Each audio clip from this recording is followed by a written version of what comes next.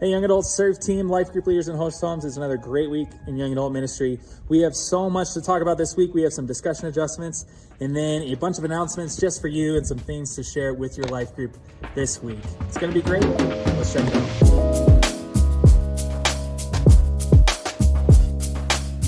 So first discussion adjustment, nothing with the questions. I'd say go through them as is.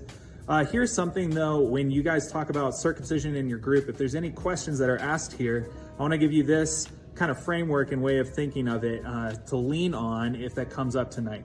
If it comes up this week in your life groups, just reestablish that circumcision is the sign of the covenant that God makes with Israel. It's through Abraham's line and family, but it's a sign of the covenant that he makes with people. Why does God choose circumcision? Honestly, there's a lot of debate here, but here are three things that scholars say and that I really think make the most sense. First, it's a very physical sign to remind us that the faith that we live in our hearts with the Lord is also one that we enact in our bodies. It has to affect the way we live. Second, it has everything to do with raising family. It has everything to do with the decisions you make revolving around leading your family well. Once again, this is a faith that isn't just you and God, but affects the people that are closest to you as well, and then on to the ends of the earth.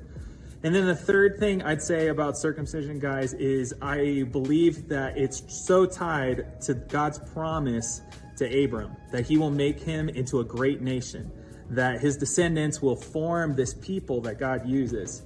Circumcision is exactly tied to the physical process of making a family in the line of your descendants. So there's an element to which it reinforces this promise of like, yes, I'm going to make you a great family. Remember me every step of the way as your generations continue to multiply into a people that will bless the earth and follow the Lord and show the world what it means to follow Jesus, or to follow God in this instance, God the Father. So that is the quick recap I would give you of if they talk about circumcision tonight or this week in your life groups. Hopefully that's helpful background for you, those three things. On to announcements for you. A lot of these are very familiar. First, Friendsgiving. It is coming up. It is at the Life Center, 5804 South Datura Street. You know it well. So we will see you there. It's November 17th at 6 p.m. We'll end around 8 p.m. You need to RSVP online. It costs $10, but all of that $10, we're not making money off of it. It is going directly towards scholarships for young adults to go on short-term trips this next summer to either Jordan or to Mexico. We'll talk a lot about those. It'll be great.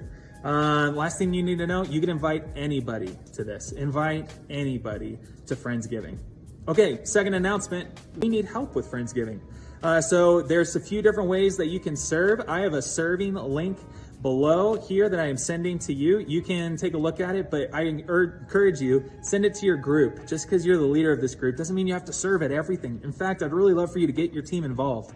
So send that out to your life group and see who wants to serve with Friendsgiving. The third thing is that we have a Christmas party just for YA, and it is coming up December 16th. That's right, YA Christmas, December 16th in the evening, location right here at the church.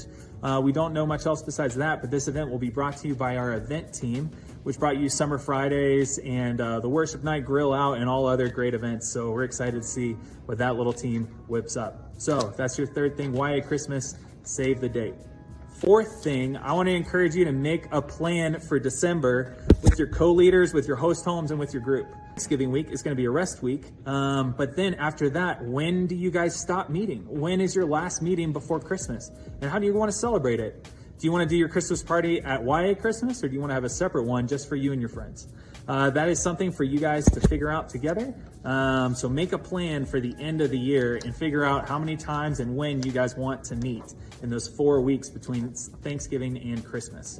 The fifth thing, our life group pause for December is coming up very soon.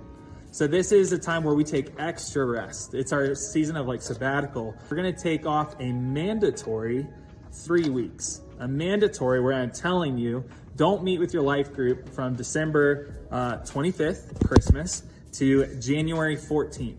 I am telling you, don't meet in those 3 weeks. Get the rest and give your host home some rest. Our young adult kickoff for the new year is going to be January 24th. That's a Tuesday night. So now you know and you are informed. So make a plan for the end of the year and know that that longer group pause is coming up. So prepare your group for that. Tell them that that is coming so that they are not shocked or surprised.